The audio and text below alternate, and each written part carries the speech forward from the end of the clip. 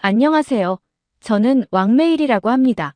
상하이의 명문 초등학교에서 역사와 국어를 가르치는 교사입니다. 올해로 교직 경력 8년차 학교에서는 차세대 교육 리더로 지목받고 있는 엘리트 교사라고 자부합니다. 제가 한국에 가게 된 건 작년 가을의 일입니다. 중국 교육부에서 주관하는 동아시아 교육 교류 프로그램에 선발되어 서울의 한 초등학교에서 3개월간 교육 연수를 받게 되었죠. 처음 소식을 들었을 때 저는 코웃음을 쳤습니다. 한국, 그 작은 나라에서 배울 게 뭐가 있다고? 저희 학교 교장 선생님은 오히려 이렇게 말씀하셨습니다. 메이리 선생, 이번 기회에 가서 중국 교육의 우수성을 제대로 보여주고 오게. 특히 자네가 전공한 역사 분야에서 말이야. 한국 애들이 엉터리로 가르치는 역사를 바로잡아주게나. 교장 선생님은 열렬한 애국주의자셨습니다. 특히 동북공정에 대해 확고한 신념을 가지고 계셨죠.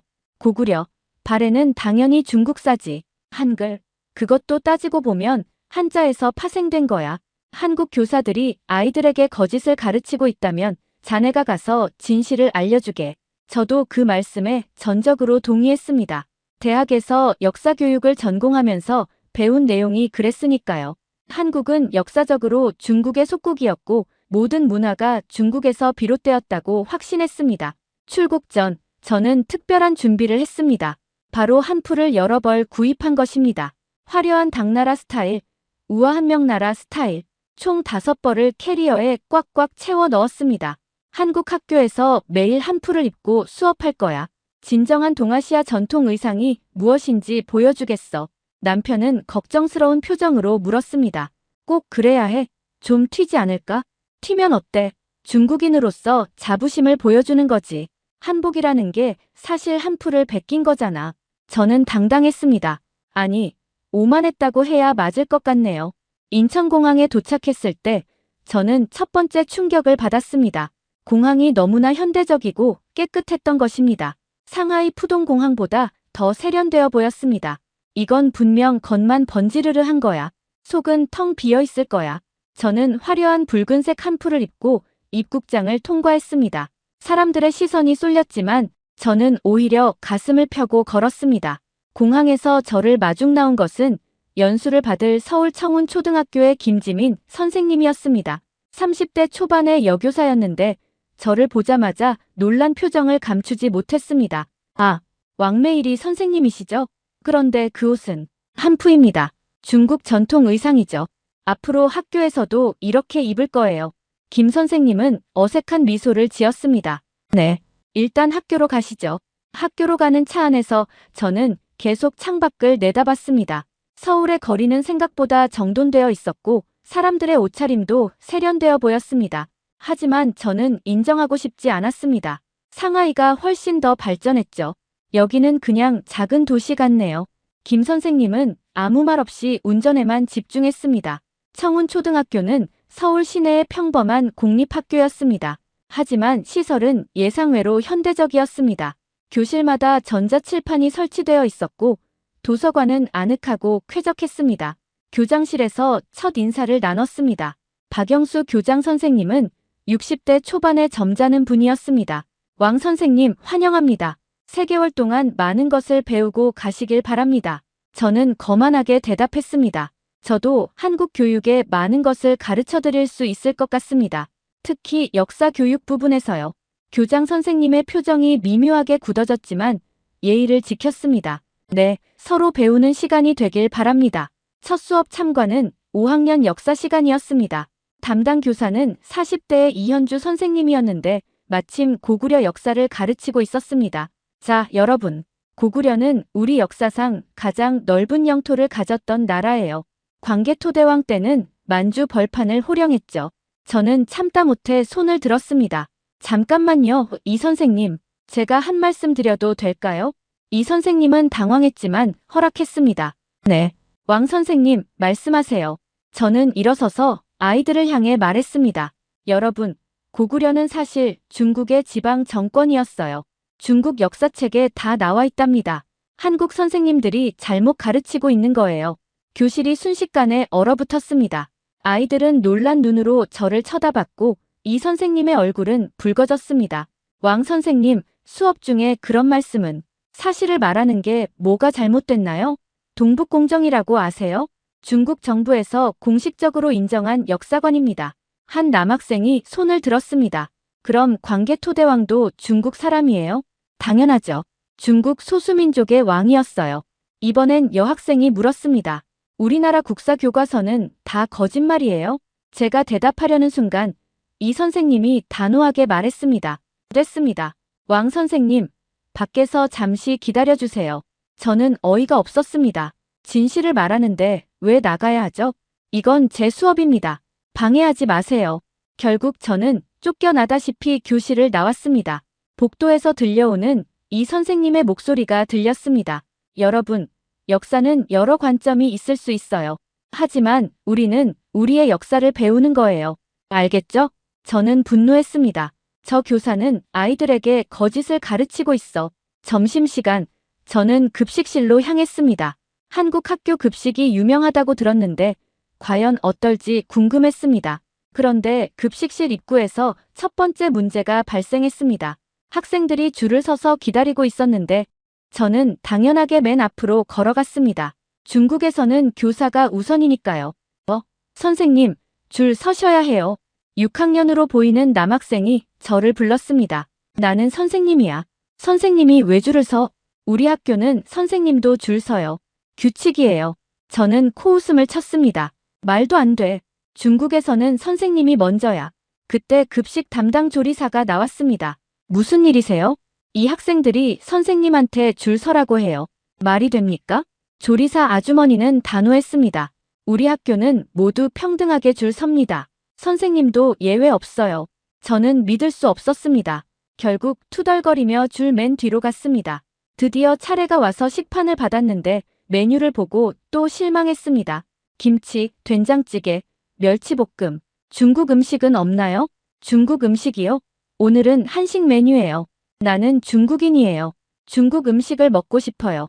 조리사는 난감한 표정을 지었습니다. 죄송하지만 정해진 메뉴만 제공됩니다. 아니, 국제교류로 온 교사한테 이런 대접을 하나요? 상하이 학교에서는 외국인 교사를 위한 특별 메뉴가 있어요. 목소리가 커지자 주변 학생들이 쳐다보기 시작했습니다. 왜 시끄러워요? 중국 선생님이 중국 음식 달래요. 급식 아줌마가 없대요. 수군거림이 커졌습니다. 결국 김지민 선생님이 달려왔습니다. 왕 선생님, 무슨 일이세요? 이 학교는 너무해요. 중국인 교사가 왔는데 중국 음식도 준비 안 했어요? 김 선생님은 차분히 설명했습니다. 학교 급식은 정해진 예산과 메뉴가 있어요. 개인을 위한 특별식은 어려워요.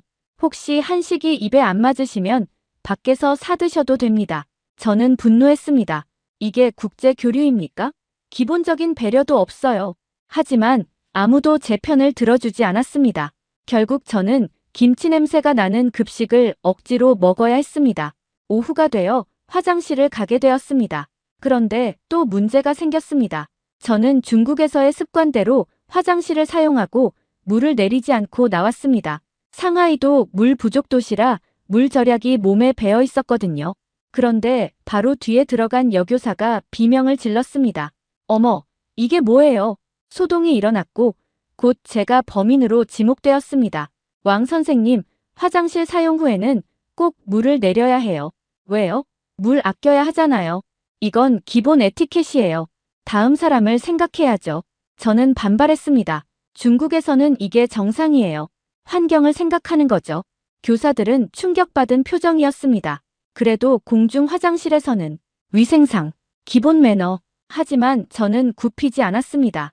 당신들이 너무 까다로운 거예요. 물 한 번 아끼는 게 뭐가 그렇게 큰일인가요? 이 사건은 즉시 학교 전체에 퍼졌습니다. 중국 선생님 화장실 물도 안 내린대라는 소문이 삽시간에 퍼졌죠. 한글 수업에서의 대참사. 일주일 후 저는 특별 수업을 하게 되었습니다. 6학년 학생들에게 중국 문화를 소개하는 시간이었죠. 저는 당당하게 빨간 한풀을 입고 교실에 들어갔습니다. 여러분, 오늘은 중국 문화에 대해 배워볼 거예요. 그런데 먼저 여러분이 알아야 할 진실이 있어요. 칠판에 크게 썼습니다. 한글은 중국 문자의 변형이다. 학생들이 웅성거렸습니다. 여러분이 자랑스러워하는 한글, 사실은 중국 한자를 보고 만든 거예요. 세종대왕도 중국 학자들의 도움을 받았답니다. 한 여학생이 손을 들었습니다. 선생님, 우리 교과서에는 세종대왕님이 백성을 위해 직접 만드셨다고 나와요. 그건 한국이 미화한 거예요. 생각해보세요. 갑자기 문자를 만들 수 있을까요? 당연히 선진 문명인 중국을 참고했겠죠. 남학생 하나가 반박했습니다. 그럼 증거가 있어요? 중국 학자가 도왔다는 기록이 있나요? 저는 당황했습니다. 사실 구체적인 증거는 없었거든요. 그건 상식적으로 생각해봐요. 중국이 문화대국이니까. 그건 추측이잖아요. 역사는 증거로 말해야 해요. 우리 이현주 선생님이 그러셨어요. 초등학생에게 논리로 밀리는 상황이 되자 얼굴이 화끈거렸습니다. 어쨌든 한국 문화는 다 중국에서 온 거예요. 한복도 한풀을 베낀 거고. 아니에요. 한복은 우리 고유 의상이에요. 김치도 중국 파오차이를 베낀 거고. 김치는 우리가 만든 거예요. 유네스코에도 등록됐어요. 교실이 아수라장이 되었습니다. 학생들이 모두 들고 일어나 반박했습니다. 중국은 맨날 다른 나라 문화를 자기 거라고 해요. 동북공정도 거짓말이에요. 선생님은 역사를 모르시나 봐요. 저는 완전히 통제력을 잃었습니다. 조용히 해. 너희가 뭘 알아? 내가 선생님이야. 하지만 학생들은 멈추지 않았습니다. 나쁜 선생님. 거짓말쟁이. 중국으로 돌아가세요. 결국 옆 반 교사가 들어와 수업을 중단시켰습니다. 저는 굴욕감에 눈물이 날 것 같았습니다. 초등학생들에게 이런 취급을 받다니. 그날 오후, 저는 스트레스를 풀려고 학교 근처 카페에 갔습니다. 여전히 한풀을 입고 있었죠. 카페에 들어서자 또 시선이 집중됐습니다. 저는 당당하게 카운터로 갔습니다. 커피 하나 주세요. 어떤 커피요? 그냥 커피요. 아메리카노, 라떼, 카푸치노. 짜증이 났습니다. 아, 그냥 커피라니까요. 중국에서는 커피 시키면 알아서 줘요. 알바생은 당황했습니다. 저희는 메뉴를 정확히 말씀해 주셔야. 아, 정말 융통성이 없네. 그럼 아무거나 줘요. 뒤에 줄 서 있던 사람들이 수군거렸습니다. 뭐야, 저 사람. 중국인인가 봐. 줄도 길어지는데. 결국 아메리카노를 받았는데 또 문제가 생겼습니다. 제가 자리에 앉으려는데 이미 누군가의 짐이 있었습니다. 에이, 사람은 없는데 뭐. 저는 그 짐을 옆으로 밀어내고 앉았습니다. 잠시 후 젊은 여성이 돌아왔습니다. 저기요, 여기 제 자리인데요. 사람이 없었잖아요. 가방 놓고 주문하러 간 거예요. 자리 맡아둔 거 안 보이세요? 자리는 앉는 사람이 임자죠. 중국에서는 이래요. 여성은 어이없다는 표정이었습니다. 여기는 한국이에요. 그리고 이건 기본 매너예요. 주변 사람들이 하나둘 꺼들었습니다. 맞아요. 님이 비매너예요. 중국에서는 그런가 봐요. 민폐네, 민폐. 저는 얼굴이 빨개져서 자리를 박차고 나왔습니다. 카페를 나와 지하철을 타기로 했습니다. 그런데 또 사건이 터졌습니다. 에스컬레이터에서 저는 왼쪽에 서 있었습니다. 상하이에서는 아무데나 서도 상관없거든요. 저기요, 비켜주세요. 뒤에서 급한 목소리가 들렸습니다. 왜요? 왼쪽은 걷는 사람을 위한 거예요. 오른쪽에 서세요. 무슨 소리예요? 에스컬레이터는 서서 가는 거잖아요. 아, 진짜. 급한데 비켜주세요. 저는 꿈쩍도 하지 않았습니다. 중국에서는 이런 이상한 규칙 없어요. 결국 뒤에 줄이 길게 늘어섰고 욕설이 들려왔습니다. 저 아줌마 뭐야? 중국인인가 보네. 민폐 쩐다. 지하철 안에서도 마찬가지였습니다. 저는 빈자리를 보고 뛰어가서 앉았는데 이미 임산부가 그쪽으로 걸어오고 있었습니다. 저기요, 임산부분이. 옆 사람이 말했지만 저는 모른 척했습니다. 먼저 앉는 사람이 임자예요. 결국 임산부는 다른 곳에 서야 했고 주변에 따가운 시선이 쏟아졌습니다. 양심이 없네. 중국인 맞네.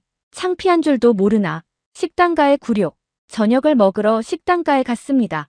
중국 음식점을 찾았지만 마땅한 곳이 없어서 한 식당에 들어갔습니다. 어서 오세요. 몇 분이세요? 혼자요. 그런데 젓가락 좀 많이 주세요. 네. 젓가락을 많이요? 네, 10개쯤 주세요. 종업원은 이상한 표정을 지었지만 젓가락을 가져다 주었습니다. 저는 중국에서의 습관대로 젓가락으로 테이블을 두드리며 종업원을 불렀습니다. 탁탁탁. 여기요. 식당 안이 조용해졌습니다. 사람들이 모두 저를 쳐다봤습니다. 손님, 젓가락으로 소리 내지 마세요. 왜요? 중국에서는 이렇게 불러요. 여기서는 그러면 안 됩니다. 조용히 불러주세요.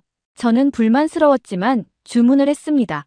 음식이 나왔는데 반찬이 너무 적었습니다. 반찬 더 주세요. 많이 주세요. 네, 조금 더 드릴게요. 아니, 많이 달라고요. 중국에서는 반찬을 산더미처럼 줘요.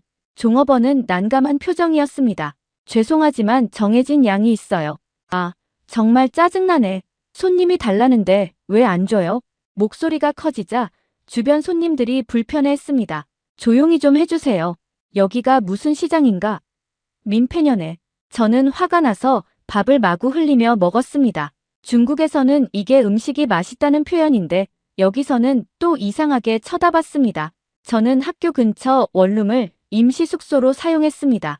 그런데 입주한 지 일주일 만에 이웃들과 갈등이 시작됐습니다. 먼저 소음 문제였습니다. 저는 매일 밤 12시가 넘어서도 중국 드라마를 큰 소리로 틀어놓고 봤습니다. 상하이에서는 이 정도는 일상이었거든요. 똑똑똑. 누구세요? 아래층 사는 사람입니다. 텔레비전 소리 좀 줄여주세요. 잠을 못 자겠어요. 12시인데 왜 벌써 자요? 중국에서는 12시까지는 다들 안 자요. 여기는 한국이고 12시 이후에는 조용히 해야 해요. 층간소음이라고 아세요? 까다롭기는. 알았어요. 하지만 저는 소리를 조금만 줄였을 뿐 계속 시끄럽게 했습니다. 다음 날은 쓰레기 문제로 충돌했습니다. 저는 분리수거를 하지 않고 모든 쓰레기를 한 봉지에 넣어 내놓았습니다. 아침에 보니 제 쓰레기 봉투가 찢어져 있었고 경고 스티커가 붙어 있었습니다. 분리수거를 하지 않으면 수거하지 않습니다. 아, 진짜 왜 이렇게 복잡해? 저는 화가 나서 쓰레기를 다시 들고 올라왔습니다.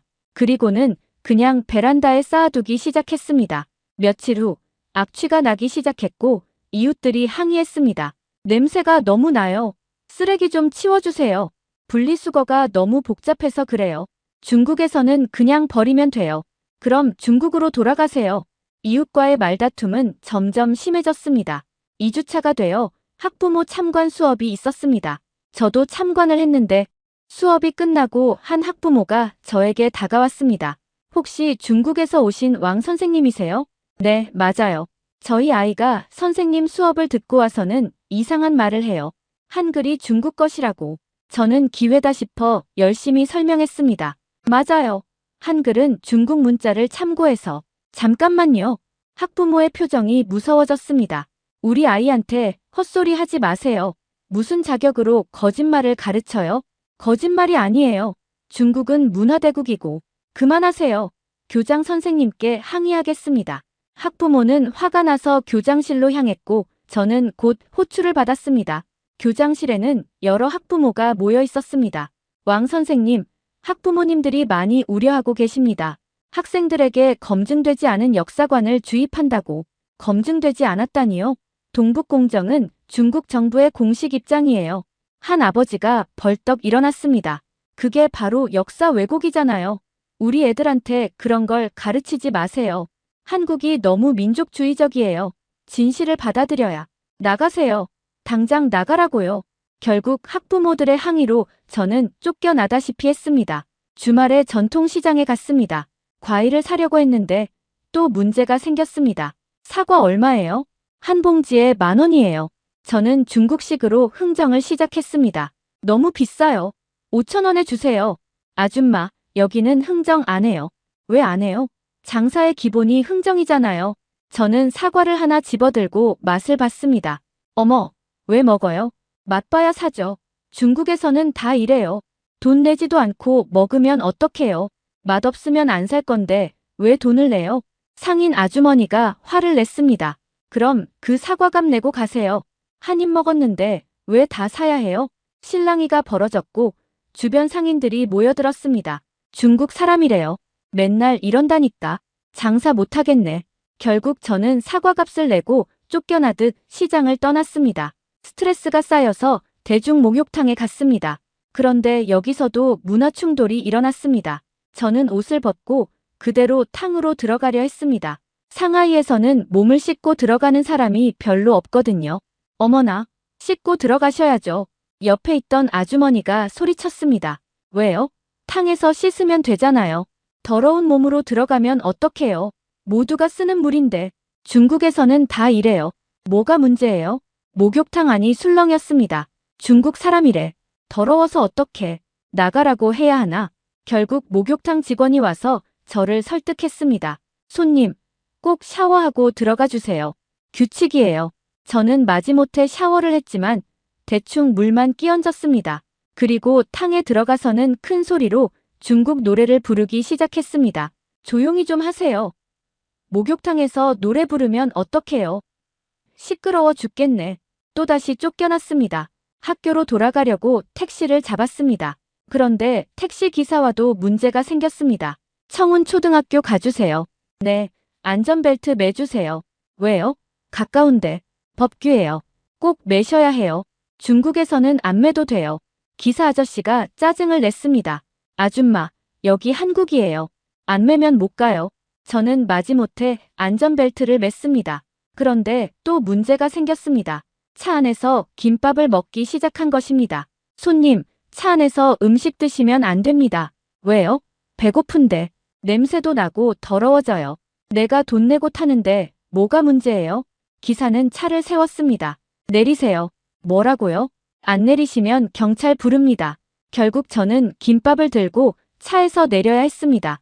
3주차에 교사 회식이 있었습니다. 처음엔 참석하지 않으려 했지만 김지민 선생님이 꼭 오라고 해서 마지못해 갔습니다. 한국식 고깃집이었는데 여기서도 문화 충돌이 일어났습니다. 먼저 자리 문제였습니다. 저는 당연히 상석에 앉으려 했습니다. 중국에서는 손님이 상석에 앉거든요.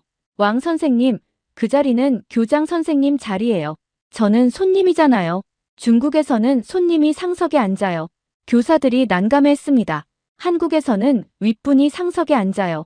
저는 마지못해 자리를 옮겼지만 기분이 상했습니다. 고기가 나오자 또 문제가 생겼습니다. 저는 익지도 않은 고기를 집어먹었습니다. 왕 선생님, 아직 안 익었어요. 괜찮아요. 중국에서는 이렇게도 먹어요. 그리고는 소주잔을 들고 일어났습니다. 자, 다들 건배. 중국에서는 건배를 많이 해요. 하지만 아무도 따라주지 않았습니다. 저희는 천천히 마셔요. 강요하지 마세요. 분위기가 어색해졌습니다. 저는 계속 큰 소리로 떠들었습니다. 한국 교육은 너무 경직됐어요. 중국은 더 자유로워요.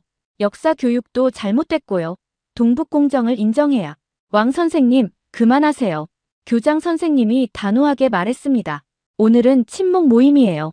논쟁하러 온 게 아닙니다. 저는 뚱하니 입을 다물었지만 이미 분위기는 망가져 있었습니다. 4주차에 학교 운동회가 있었습니다. 저도 참가하게 되었는데 여기서 정말 큰 망신을 당했습니다. 먼저 입장식 때였습니다. 저는 또 화려한 붉은 한풀을 입고 나타났습니다. 왕 선생님, 운동하기 불편하지 않으세요? 한풀을 알리는 게 더 중요해요.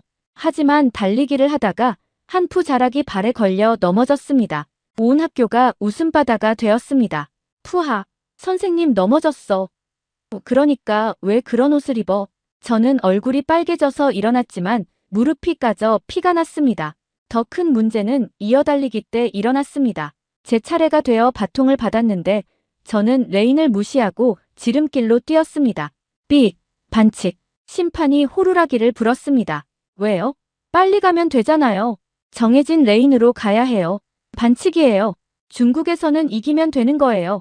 결국 우리 팀은 실격 처리되었고 같은 팀 교사들의 원망을 받았습니다. 동료 교사와의 갈등. 운동회 이후 동료 교사들과의 관계는 최악이 되었습니다. 특히 이현주 선생님과는 견원지간이 되었죠. 어느 날 교무실에서 큰 소리가 났습니다.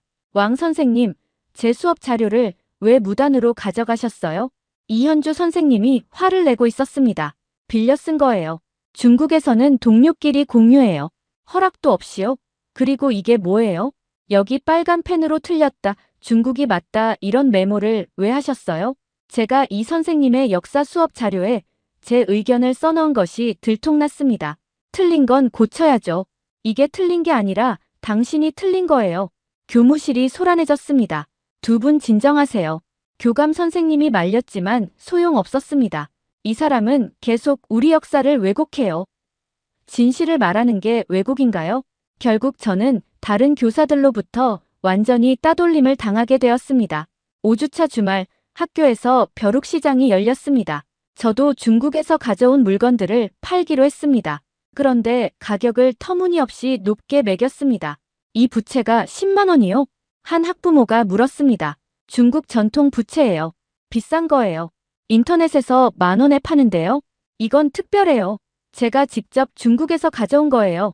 그리고는 흥정하는 사람들에게 소리를 질렀습니다. 중국 물건을 무시하지 마세요. 모르면 사지 마세요. 결국 아무것도 팔지 못했고 주변 부스 사람들의 눈총만 받았습니다. 6주차에 접어들면서 저는 완전히 통제력을 잃었습니다. 학교에서도 동네에서도 이상한 중국 교사로 낙인 찍혔죠. 어느 날 편의점에서 또 사고가 났습니다. 음료수를 마시면서 계산을 하려는데 알바생이 말했습니다. 죄송하지만 먼저 계산하고 드셔야 해요. 마시면서 계산하면 되잖아요. 규정이에요. 저는 화가 나서 음료수를 카운터에 내려놓았는데 병이 쓰러지면서 바닥에 쏟아졌습니다. 아, 왜 이렇게 놓아요? 당신이 시비를 걸어서 그래요. 말다툼이 커지고 결국 편의점 주인이 경찰을 불렀습니다. 경찰서에서 저는 계속 항변했습니다. 한국은 너무 규칙이 많아요. 중국은 더 자유로워요. 경찰관은 한숨을 쉬었습니다. 그래도 여기 계시는 동안은 한국법을 지켜주셔야 해요. 결국 경고만 받고 나왔지만 이 소식은 학교에도 전해졌습니다. 7주차가 되자 교장 선생님이 저를 불렀습니다. 왕 선생님, 죄송하지만 더 이상은 어렵습니다. 무슨 말씀이세요? 학부모들의 항의가 빗발치고 있어요. 학생들도 왕 선생님 수업을 거부하고 있고요. 저는 진실을 가르쳤을 뿐이에요. 그뿐만이 아닙니다. 급식실, 화장실, 교무실, 심지어 경찰서까지 너무 많은 문제를 일으키셨어요. 그건 문화 차이. 문화 차이로는 설명이 안 되는 수준입니다. 중국으로 돌아가시는 게 좋겠습니다. 결국 저는 3개월을 채우지 못하고 8주 만에 짐을 싸야 했습니다. 공항에서의 마지막 굴욕. 인천공항으로 가는 길, 택시를 탔습니다. 운전사가 물었습니다. 중국 가시나 봐요? 네. 오래 계셨어요? 2달이요. 아, 그래서 한국말 잘 못하시는구나. 여행 재밌으셨어요? 저는 말하고 싶었습니다. 나는 여행자가 아니라 교사였다고. 하지만 입이 떨어지지 않았습니다. 공항에서 마지막으로 커피를 사려고 했는데 또 줄을 서야 했습니다. 이번엔 얌전히 줄을 섰습니다. 이 나라는 정말 이상해. 왜 이렇게 규칙이 많지? 비행기에 오르면서 생각했습니다. 한국은 역시 작은 나라야. 중국의 위대함을 이해 못해. 상하이로 돌아와서 상하이 공항에 도착했을 때 안도감이 들었습니다. 드디어 집에 왔구나. 학교에 돌아가니 동료들이 물었습니다. 어때? 한국? 별거 없어요. 너무 규칙이 많고 융통성이 없어요. 역사는 완전히 세뇌되어 있어요. 동북공정을 인정 안 해요. 교장 선생님께 보고했습니다. 죄송합니다. 3개월을 못 채웠습니다. 왜? 무슨 일이 있었나? 한국이 너무 폐쇄적이에요. 중국 문화를 인정하지 않고 저를 차별했어요.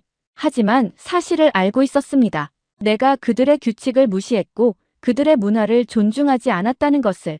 깨달음 그리고 변명. 지금도 가끔 그때를 생각합니다.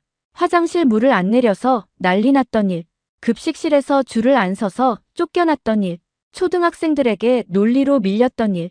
한푸 입고 넘어져서 웃음거리가 됐던 일. 창피합니다. 정말 창피합니다. 하지만 여전히 인정하고 싶지 않습니다. 한국이 너무 까다로운 거야.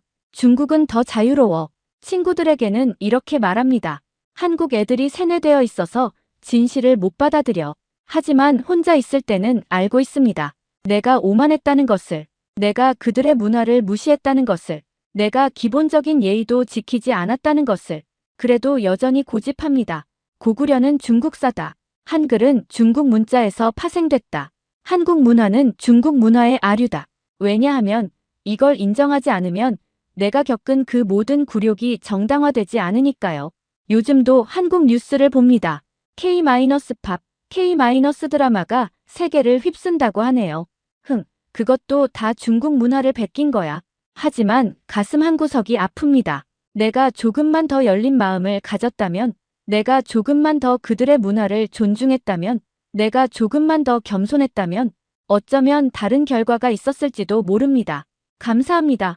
두 번째 사연 바로 시작하겠습니다. 안녕하세요. 저는 장롱이라고 합니다. 저는 지금까지 그 누구도 범접할 수 없다고 자부해온 틱톡 분야의 대형 인플루언서입니다. 소위 100만 팔로워를 등 뒤에 업고 해외 곳곳을 누비며 언제나 자신만만하게 중국의 위상을 뽐내왔습니다. 한국이라 하면 제게는 늘 하등 나라에 지나지 않았고 모든 것이 중국의 것을 베끼다 정신승리나 하는 존재로 치부해왔습니다. 그런데 제가 그렇게 믿어 마지 않던 중국 여권의 강력한 힘이 사실상 환상에 가까운 것이었고 한국 여권은 생각보다 훨씬 세계에 통한다는 현실 앞에서 제 자존심이 크게 흔들리게 됐습니다. 저는 이 사실을 인정할 수 없어 계속 몸부림쳤고 끝까지 어떻게 해서든 우리 중국이 우위라는 사실을 증명하고 싶었습니다. 그러나 현실의 벽은 너무나도 높았습니다. 제 이야기를 들으면 여러분은 분명 깜짝 놀라시리라 생각합니다. 왜냐하면 저는 그동안 한국인을 비웃으며 중국 정부가 언제든 해외에서 우리를 구원해 줄 것이고 중국 여권이야말로 세계에서 최고의 파워를 자랑한다고 믿어 의심치 않았기 때문입니다. 그런데 어느 날부터인지 해외 공항 입국 심사에서 별다른 문제 없이 쓱쓱 통과하는 한국인들을 옆에서 지켜보다가 제 여권에는 유독 날카로운 시선이 꽂히는 것을 느끼게 되었습니다. 처음에는 제가 무언가 잘못 봤거니 생각했지만 시간이 갈수록 더욱 노골적인 차별과 무시가 이어져서 저도 점차 불안해지기 시작했습니다. 중국 여권의 강력함을 믿어 의심치 않았던 저에게 이런 현실은 납득하기 어려웠습니다. 애초에 저는 어려서부터 애국 영화를 보고 자란 세대입니다. 전랑 시리즈 같은 작품을 보면서 자랐고 중국인이 해외에서 불이익을 당하면 군대가 출동해 적을 쓸어버리고 우리의 국민을 구출해준다는 스토리를 당연하게 여겼습니다. 그 영화를 보고 난 후에는 만약 해외 어디에서든 문제가 생겨도 우리 정부가 나서 줄 것이라는 환상을 굳게 품고 살았습니다. 그래서 제 틱톡 채널을 통해 그런 믿음을 자주 강조해왔지요. 어디 가든 중국 여권은 통한다. 곤란에 처하면 대사관이 바로 출동한다. 이런 식으로 떠벌리고 다니면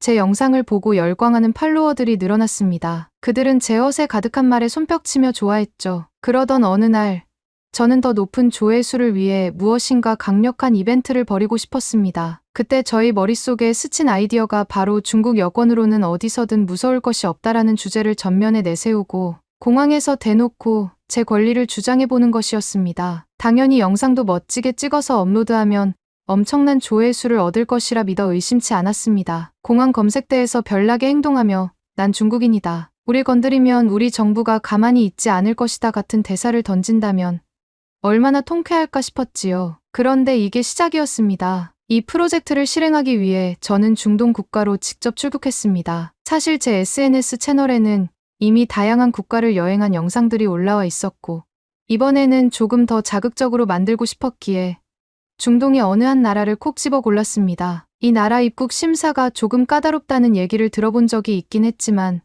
전혀 개의치 않았습니다. 오히려 그럴수록 더 영상이 재밌어지겠지라고 생각했습니다. 한국인들은 이 나라 들어올 때에도 고생한다던데 우린 여권 파워가 훨씬 더 강하니까 이런 식으로 스스로를 고무시키며 비행기를 탔습니다. 드디어 목적지 공항에 도착하자마자 저는 몇몇 카메라맨을 대동하고 입국 심사대로 걸어갔습니다. 찍어. 내가 어떻게 일사천리로 통과하는지 그 모습을 전 세계에 보여주자. 이렇게 호기롭게 외치면서 저는 당당하게 심사관 앞에 서서 여권을 내밀었습니다. 무엇인가 대단한 표정을 지으려 애썼습니다. 왜냐하면 영상을 더욱 박진감 넘치게 만들고 싶었거든요. 그런데 심사관은 제가 생각했던 것만큼 호의적이지 않았습니다. 제 여권을 이리저리 살펴보더니 눈살을 조금 찌푸렸습니다. 저는 순간 기분이 나빴지만 그래도 제 SNS 채널을 통해 인지도를 높인 뒤라 그 정도 시선은 충분히 극복 가능하다고 생각했습니다. 어차피 중국인이라는 이유로 감히 무시할 수 없을 것이라 믿었으니까요. 게다가 어디서 들은 소문으로 해외에서 중국 여권을 무시했다가 큰 낭패를 본 외국인 심사관 이야기가 떠돌았다는 근거 없는 이야기를 종종 들었거든요. 저는 그런 믿음을 바탕으로 더 당당해졌습니다. 하지만 심사관이 저를 바라보는 눈빛은 영 달갑지 않았습니다. 이윽고 그는 추가 서류를 요구했습니다. 제가 왜 이 나라에 왔는지, 체류 목적은 무엇인지, 머무를 호텔 예약증, 재직 증명서 등등. 저는 준비를 해왔지만 그 과정에서 제 촬영 스태프들은 여전히 카메라를 들고 저를 찍고 있었습니다. 심사관이 이를 지적하며 여기는 촬영 금지 구역이다. 당장 카메라를 내리라고 말했는데 저는 그 순간을 놓치지 않고 영상을 위해 더욱 과감하게 굴었습니다. 난 중국인이다. 우리 여권은 세계 최고다. 문제 생기면 중국 정부가 나서줄 것이다. 이런 대사를 또박또박 크게 말하면서 검색대를 가로질러 무단으로 촬영을 강행했습니다. 지금 생각하면 참 무모했지요. 그러나 저는 그때만 해도 뿌리 깊은 자만심으로 가득했습니다. 한국이나 다른 나라 사람들은 공항 심사에서 적잖은 시간을 보내고 까다로운 조사를 받는다고 들었으나 우리는 다르다는 믿음이 있었습니다. 결국 심사관과 공항 보안요원들이 제 카메라 스태프들을 막아서기 시작했습니다. 촬영을 중단하라. 그렇지 않으면 강제 조치를 취하겠다라는 경고가 들어왔죠. 그러나 저는 카메라 앞에서 기가 죽기 싫었습니다. 제 파워풀한 모습이 영상의 포인트가 될 것이니까요. 그래서 크게 목소리를 높여 외쳤습니다. 우리는 중국 여권을 가지고 있다. 결코 함부로 대할 수 없을 것이다. 만약 억울한 일이 생기면 바로 대사관에 연락하겠다. 이 장면은 당연히 제 촬영팀이 실시간으로 틱톡에 올릴 생각이었습니다. 하지만 그때부터 상황이 급변했습니다. 공항 보안요원들이 더 이상 말로만 경고하지 않았습니다. 즉시 경찰을 부르더니 저와 스태프들을 연행하기 시작했습니다. 제 스태프들이 촬영 중이다. 함부로 손대지 말라고 소리치자 경찰은 대수롭지 않게 우리를 강제로 수갑을 채웠습니다. 저는 당황했지만 속으로는 곧 대사관이 연락받고 달려오겠지라고 기대했습니다. 중국 정부가 얼마나 강력한지 곧 증명될 것이라고 철석같이 믿었거든요. 그런데 체포된 뒤 단 1시간이 지나도록 아무도 저를 구하러 오지 않았습니다. 경찰서 유치장에 가둬진 채로 저는 일단 대사관에 전화를 시도했습니다. 나는 중국 국적의 장룽이다. 이런 모욕을 당하고 있다. 현지법의 부당한 적용으로 피해보고 있으니 빨리 구원 요청한다. 목청껏 말해봤지만 돌아오는 대사관 측의 답변은 놀라웠습니다. 불법 촬영을 하셨다는 혐의가 현지법 위반에 해당합니다. 현지법 위반에 대해서는 대사관이 개입하기 어렵습니다. 저는 순간 귀를 의심했습니다. 말도 안 되는 소리 아니겠습니까? 분명 전랑 영화에서는 정부가 직접 헬기를 보내 전투부대를 파견해 자국민을 구출해가는 장면까지 있었는데 저는 왜 이런 형편없는 대응을 받고 있나 싶었습니다. 그래도 혹시나 하는 마음에 다시 요청했습니다. 아니,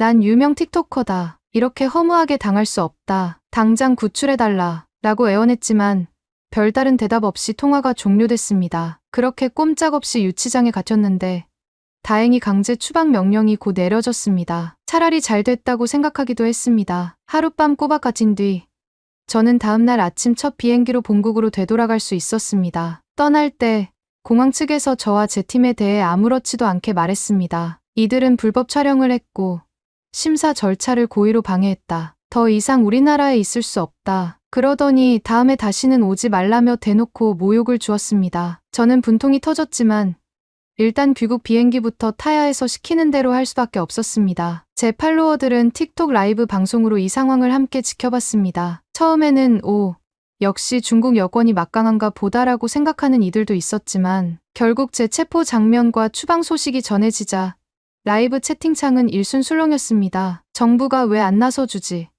전랑 영화랑 다르네. 이런 말이 쏟아졌습니다. 저로서는 체면이 말이 아니었죠. 저는 황급히 영상들을 삭제하고 그 사건에 대해 최대한 언급을 피했습니다. 그럼에도 불구하고 많은 이들이 이미 상황을 알고 있었기에 제 이미지에 큰 타격이 왔습니다. 문제는 그게 끝이 아니었습니다. 저는 미국으로도 여행할 계획이 있었는데 이 추방 이력이 문제가 되어 비자 발급 과정에서 수많은 서류를 추가로 요구받았습니다. 이번에는 안전하게 가자. 괜히 또 문제 일으키면 안 된다. 싶은 마음이었지만 그래도 제 체면과 자존심이 허락하지 않았습니다. 저는 한국인이야말로 이런 절차에 오래 걸려야 하는데 왜 우리가 그런 곤욕을 치러야 하나라는 억울함이 계속 가슴에 쌓였습니다. 그런데 현실은 달랐습니다. 제가 대사관에 묻기도 했습니다. 왜 한국인들은 쉽게 미국 입국이 가능한 것처럼 보이는가? 우리 중국인들은 왜 이렇게 번거로운가? 그랬더니 돌아온 답은 단순했습니다. 그 나라와 비자 면제 협정이 있지 않느냐? 한국은 수많은 선진국과 비자 면제 협정을 맺었다. 순간 저는 홧김에 욕설이 튀어나왔습니다. 한국이 뭐가 그리 대단하다고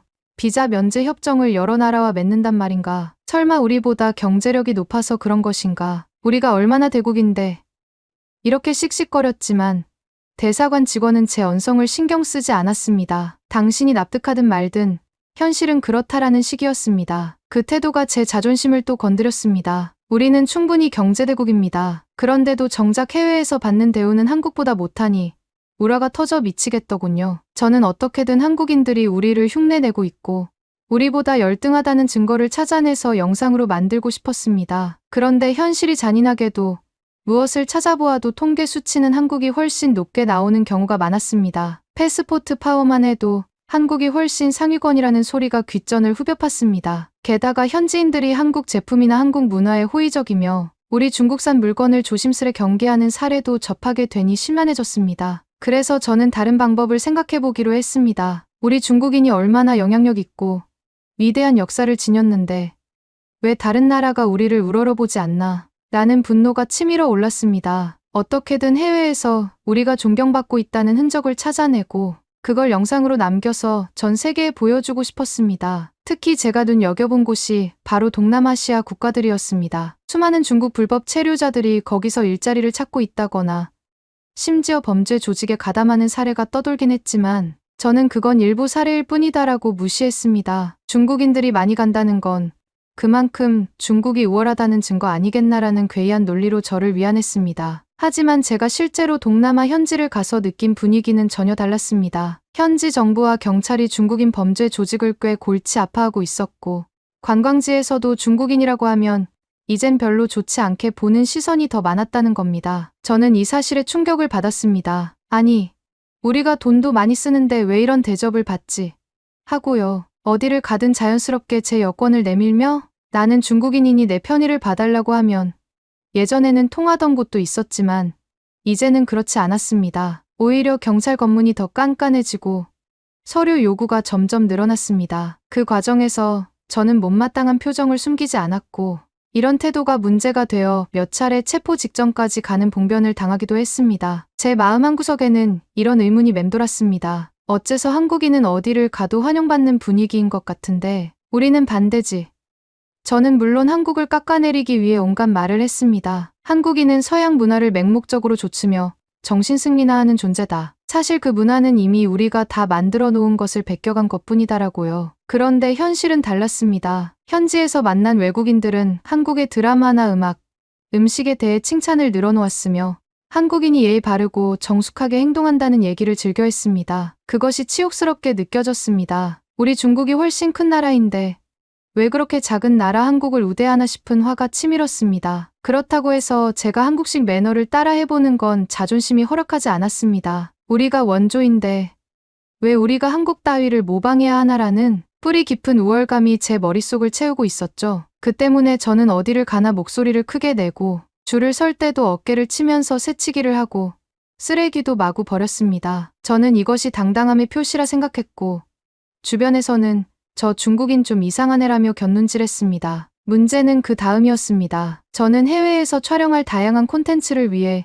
일정 기간 머무르려 했습니다. 그런데 체류 연장이 만료될 때마다 추가 심사를 받아야 했는데 깐깐한 심사를 거치는 과정에서 매번 문제에 부딪혔습니다. 언젠가는 이런 일이 있었죠. 당신은 불법 체류로 의심되고 심지어 체류 목적이 영상 촬영이라면 적법한 절차를 밟아야 한다. 라고 지적받은 겁니다. 저는 한국인들도 유튜버나 블로거 하는 사람들 많으면서 왜 우리는 이렇게 유독 심한 간섭을 받는가? 너무 불공평하다. 며 항의했지만 현지 관리는 사전에 작업 비자를 신청하고 승인받았느냐라고 물었습니다. 저는 당연히 신청하지 않았습니다. 중국인이라는 이유 하나만으로도 충분히 해외에서 자유롭게 활동할 자격이 있지 않나라는 허황된 생각을 하고 있었죠. 결국 저는 작업 비자가 없다는 이유로 곧바로 출국 명령을 받았습니다. 또다시 쫓겨나는 상황이었죠. 저는 대사관에 다시 연락해봤지만 돌아오는 말은 똑같았습니다. 현지 법을 위반하면 지원하기 어렵다. 이번에도 전랑 영화처럼 특수부대가 도착해 저를 구해주는 일은 없었습니다. 어쩔 수 없이 저는 또 다시 본국으로 돌아가야만 했습니다. 돌아올 때마다 자존심이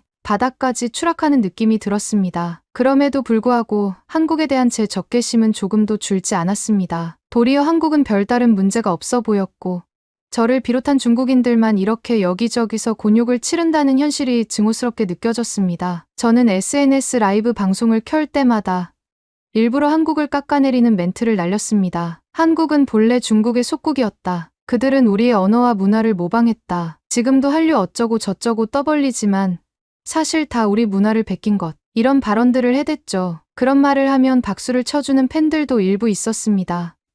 맞다. 한국은 한자도 우리 것을 가져간 주제에 감히 우리를 밟으려 한다. 같은 댓글이 달리곤 했습니다. 저는 그걸 보며 자기 합리화를 해나갔습니다. 그런데 SNS 밖 세상은 갈수록 우리에게 차가운 눈길을 던졌습니다. 게다가 한 중국 유명 배우가 동남아 어딘가에서 납치되어 비참한 상태로 돌아왔다는 뉴스를 접하게 되자 저는 묘한 불안감을 느꼈습니다. 저 배우는 분명 대사관 혹은 중국 정부가 구해주지 않았을까라고 기대했는데 정작 보도된 내용을 보면 정부가 제대로 힘을 쓰지 못한 모양새였습니다. 배우는 본인 힘으로 빠져나오거나 돈을 지불했을 가능성이 높다는 풍문이 돌았습니다. 정부는 별다른 수단이 없었다는 듯이 보였습니다. 그 사건 이후에도 비슷한 납치 사건이 잇따랐다는 보도가 이어졌습니다. 저는 무심결에 생각했습니다. 만약 내가 저렇게 납치당한다면 정말 중국 특수부대가 헬기 타고 날 구하러 올까? 그런데 경험상 그런 일은 영화에서나 가능한 판타지라는 걸 깨달아 버렸습니다. 이미 저는 공항에서 추방당할 때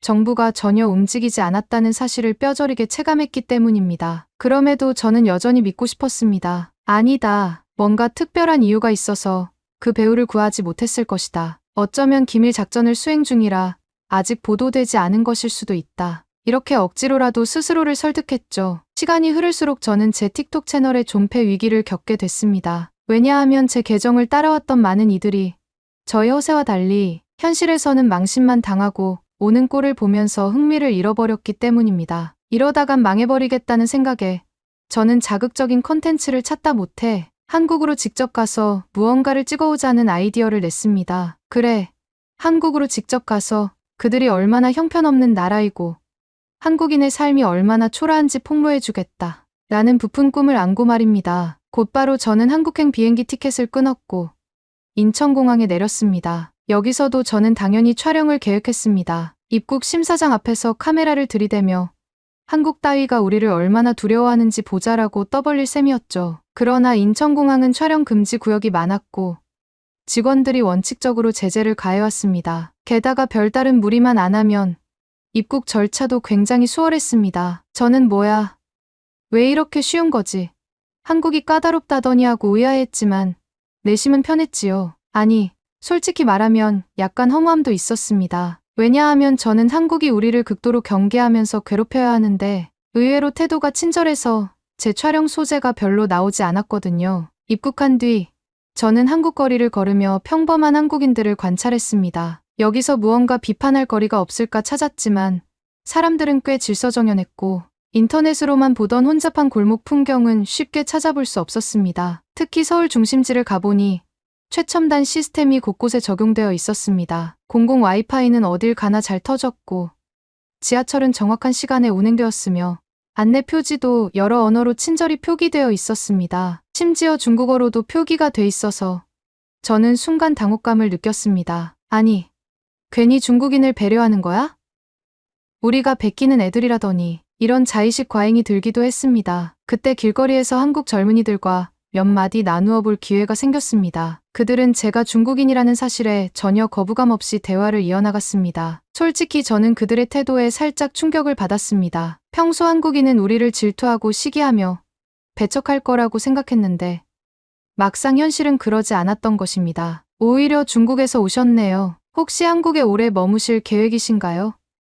맛집이나 관광지 추천해 드릴까요? 가며 상냥하게 웃었습니다. 저는 저렇게 소탈하게 굴면서 뒤로는 우리 걸 베끼려는 속셈이 있겠지라고 속으로 비꼬았습니다. 하지만 딱히 꼬투리를 잡을 만한 장면은 보이지 않았습니다. 실제로 한국 여행을 하면서 저는 각종 편의시설과 질 좋은 식당들을 경험했습니다. 식당에서도 친절한 서비스와 위생이 제대로 지켜지는 것을 보며 억지로라도 단점을 찾으려 애썼습니다. 가격이 너무 비싸라고 외치고 싶었지만 생각보다 합리적인 가격대의 음식들도 많았습니다. 심지어 그들이 직접 만드는 음식들, 김치나 전통 음식들은 생각보다 제 입맛에도 잘 맞았습니다. 저는 차마 이 사실을 제 틱톡에 그대로 올릴 수가 없었습니다. 왜냐하면 저희 채널은 한국은 항상 형편없고 우리는 최고다라는 프레임을 유지해야 팔로워들이 좋아했기 때문입니다. 어쩔 수 없이 저는 현실에서 경험한 것과 달리 온라인에서는 한국은 그저 치안이 좋지 않고 음식도 너무 자극적이라 몸에 해롭다. 그리고 길거리가 지저분하다라고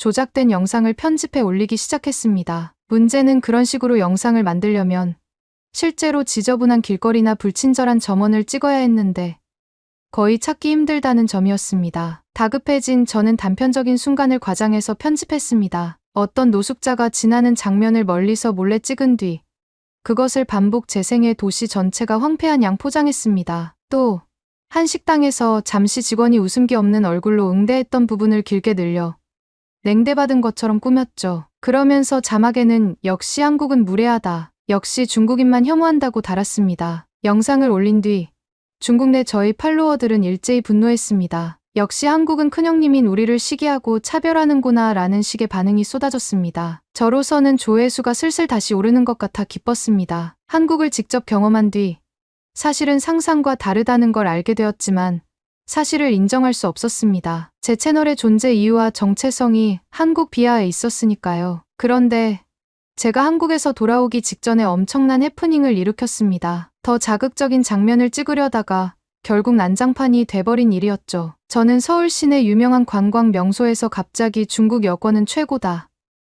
이 나라는 우리 역사를 베꼈다라고 소리치며 거리에 있던 사람들을 촬영했습니다. 일종의 기행이었는데 몇몇 시민들이 불쾌감을 표했습니다. 제가 해외에서 이렇게 무례하게 굴면 보통 경찰이 금세 나타나곤 했는데 한국에서는 애초에 제게 경고를 날리기 전에 주변 시민들이 촬영 중지해달라 혹은 도대체 무슨 의도로 이러시는 거냐라고 말하며 이해하려 했습니다. 하지만 저는 더욱 흥분해 카메라를 들이밀며 외쳤습니다. 우리는 대국인 중국인이다. 이런 합의 없는 촬영을 막고 싶다면 당장 우리 정부를 상대해야 할 것이다. 한국 경찰 따위가 함부로 나설 수 있을 것 같나. 현실에선 전혀 통하지 않을 망상을 다시 그대로 주입해본 것이었죠. 그러자 한국 경찰이 진짜로 출동했고 저를 제지했습니다. 저는 또다시 택도 없는 대사를 쏟아냈습니다. 우리 정부가 가만두지 않을 거다. 지금 한국 경찰이 나를 부당하게 체포하려 한다. 이건 명백한 국제적 분쟁 대상이다. 그러나 한국 경찰은 담담하게 절차대로 제 신분을 확인했고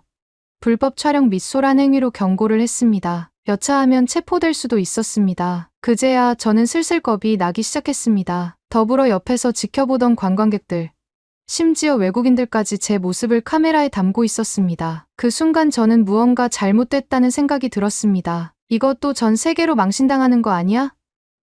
하지만 제 자존심 때문에 발걸음을 돌릴 수가 없었습니다. 자꾸만 소리를 질렀습니다. 한국이 뭔데 감히 우리를 이리 제지하나. 여권 파워가 훨씬 우위인 중국을 무시하지 마라. 그러나 경찰은 제게 법적 권리와 절차를 설명했고 만약 계속 소란을 피우면 긴급 체포하겠다고 엄중히 경고했습니다. 저는 이번에도 중국 정부가 나를 보호해주겠지라는 일말의 기대감을 가졌으나 이미 2번이나 해외에서 추방당한 전적이 떠올라서 그 환상은 금세 깨졌습니다. 여기서도 대사관에 연락해봤자 제가 현지법 위반이라면 역시 도울 수 없다는 답만 들어올 것이 뻔했습니다. 그래서 조용히 풀려나길 기대하며 꼬리를 내릴 수밖에 없었습니다. 다만 주변에 몰려든 사람들 사이에서 또 중국인이야? 라는 수군거림이 들려왔고 어떤 사람들은 제 모습을 찍어 SNS에 올리고 있었습니다. 저는 그 현장에서 완전히 망신을 당했습니다. 그렇게 저는 또다시 패배감에 사로잡힌 채 부랴부랴 본국으로 돌아왔습니다. 하지만 틱톡 라이브 방송을 켜면 제 팔로워들에게 내가 직접 한국 가봤는데 정말 수준이 낮더라라는 헛소리를 이어갈 수밖에 없었습니다. 왜냐하면 인정하기 싫었기 때문입니다. 실제로는 제가 한국에서 별다른 대접을 못 받기는커녕 오히려 평범한 사람들조차 친절하게 대해주었고 공권력조차 다른 나라와 다름없이 합리적이었습니다. 그럼에도 저는 끝내 그 사실을 받아들일 수 없었습니다. 그냥 한국은 여전히 우리를 따라한다라는 말도 안 되는 논리로 팬들을 선동하며 제 체면을 유지해 나갔습니다. 그러나 얼마 지나지 않아 해외 각국에서 중국인 범죄 조직에 대한 기사가 줄줄이 터져 나왔습니다. 불법 체류, 산업 스파이 활동, 심지어 납치 범죄까지. 이런 소식들이 퍼지자 세계의 시선은 더욱 매서워졌습니다. 중국 여권을 가진 자들은 잠재적 범죄자가 아니냐는 극단적인 편견도 점점 확산되었습니다. 저 역시 입국 심사를 받을 때마다 더욱 까다로운 질문 세례를 받게 되었습니다. 당연히 계속 시달리면서도 여전히 저는 억울함이 머릿속을 떠나지 않았습니다. 왜 하필 우리만 한국인들은 무비자로 돌아다니는 경우가 많고 여러 나라에서 우호적으로 맞아주던데 이게 정상인가? 이런 생각을 지울 수 없었습니다. 제 친구 몇몇은 해외 취업을 한다며 유럽으로 떠나기도 했습니다. 그런데 이들은 무더기로 비자 거절당하거나 입국을 시도했다가 공항에서 짐도 풀어보지 못하고 되돌아오는 일이 빈번하게 발생했습니다. 반면 한국 젊은이들은 워킹홀리데이나 각종 교환학생 비자 같은 것을 취득해 자유롭게 출입하는 사례가 많다고 합니다. 심지어는 한국인이라면 비자 없이도 가능하다는 국가가 굉장히 많다는 사실을 알게 되었을 때 저는 참을 수 없이 화가 났습니다. 이건 서방 국가들이 우리에게만 까다로운 조건을 거는 거다라고 부르짖었지만 제 주위 사람들조차도 장롱, 너도 모범적으로 행동하면 문제없을 텐데 왜 그렇게 무리수를 두냐라고 말했습니다. 저는 그 말을 인정하고 싶지 않았습니다. 물론 해외 어디서나 손님으로서 예의 바르게 지내야 하고 현지 문화를 존중해야 한다는 말은 들어봤습니다. 하지만 저는 늘 우리가 대국인데 왜 소국한테 맞춰야 하냐라고 생각했습니다. 특히 한국에 대해서만큼은 더더욱 인정할 수 없었습니다. 중국 문화를 어설프게 카피한 나라가 지금은 무슨 K 콘텐츠니 K푸드니 떠벌리며 전 세계인들을 현혹하고 있다. 이렇게 믿고 싶었습니다. 그러나 현실은 전 세계가 한국의 존재를 긍정적으로 평가하고 있었고 국가 신용도나 국민 개개인의 이미지는 점차 상승해 왔습니다. 반면 우리 중국은 점점 해외에서 불신받고 경계 대상이 되어가고 있었습니다. 이 사실을 깨달았지만 저는 끝내 이를 수용하지 않았습니다. 분명 미국과 유럽 국가들이 우리를 질투해서 이렇게 차별하고 있고 그 배후에는 한국의 로비가 있을 것이다. 라는 뻔뻔한 주장을 펼쳤습니다. 저의 일부 극렬 팬들은 아직도 그런 음모론을 신봉하며 저를 열렬히 지지해줍니다. 그러나 머릿수로 따지면 갈수록 저를 비판하거나 채널을 떠나는 사람들이 늘고 있었습니다. 장룽, 너는 현실을 직시해라. 중국 여권이 막강하다는 건 허상에 불과하지 않느냐. 이미 여러 번 해외에서 망신당하지 않았나. 이런 댓글들을 볼 때마다 저는 분노와 수치심에 휩싸였지만 또다시 꿋꿋이 아니다. 곧 우리 정부가 제대로 된 힘을 보여줄 것이다. 한국 따위는 발밑에 둘 수 있다. 라고 우겨댔습니다. 이쯤 되니 제가 운영하던 틱톡 채널은 과거처럼 단순히 한국 비하로만 먹고 살기가 어려워졌습니다. 한국이 왜 우리보다 우수하다는 건데? 가짜 뉴스다라고 아무리 떠들어봤자 이미 해외 체류 경험이 있는 중국인들은 제가 말하는 내용이 전혀 사실이 아님을 알고 있었습니다. 실제로 한국은 이러이러했다. 사람들이 다정하고 여권도 강력해서 문제없이 여기저기 갈 수 있었다. 라는 반박 댓글이 달리기 시작했습니다. 저는 그 댓글을 삭제하며 가짜 한국인 계정이 침투했다라고 음모론을 제기했습니다. 그러나 제 말이 허황된 주장이라는 걸 대부분이 눈치채는 데에는 그리 오랜 시간이 걸리지 않았습니다. 한국 같은 소국 따위가 그렇게 떠들어댄다고 대국인 우리가 흔들릴 것 같나. 우리 여권은 아직도 가장 위대한 힘을 지녔다. 저는 끝까지 이렇게 말하면서 체면을 세우려 발버둥 칩니다. 물론 제 말이 허무맹랑하다는 걸 일부 사람들은 다 알지만 저는 제 이미지상 진실을 인정하지 않을 겁니다. 정부가 구출해주지도 않았고 해외 공항에서 수없이 망신을 당했지만 이것도 역시 현지인들이 우릴 차별해서 벌어진 일이라고 일방적으로 떠넘기고 있습니다. 왜냐하면 그렇게라도 해야 제 자존심을 간신히 지킬 수 있으니까요. 제 영상에는 아직도 맞아. 한국은 어차피 중국의 속국이었다라는 아류 팬들이 댓글을 달아주곤 합니다. 그럼 저는 거기에 맞장구 치며 그렇다. 한국은 식문화도, 의복도, 전통 행사도 다 우리를 베꼈다. 그들이 세계에서 인정받는 건 사실 우리 문화유산 덕분이다라고 선동합니다. 그러면 환호해주는 몇몇 이들이 있습니다. 여전히 전랑 영화 속 장면을 현실로 믿고 한국을 깎아내려야 정신이 편안해지는 부류이죠. 저도 그들 중 하나일 것입니다. 저는 이렇게 계속 살아갈 생각입니다. 비록 중동에서, 동남아에서, 심지어 한국에서까지 제대로 망신을 당했지만 결국엔 제가 옳은 것이라고 억지 부리면 그만입니다. 제 주장을 논리적으로 반박해도 저는 절대 인정하지 않을 것입니다. 한국이 우리보다 여권 파워가 좋다는 증거가 어딨냐. 해외에서 문제 생기면 대사관이 나서서 다 해결해준다. 그 한국인들도 실은 우리가 부러워서 그럴 뿐이다. 이런 식으로 말입니다. 감사합니다.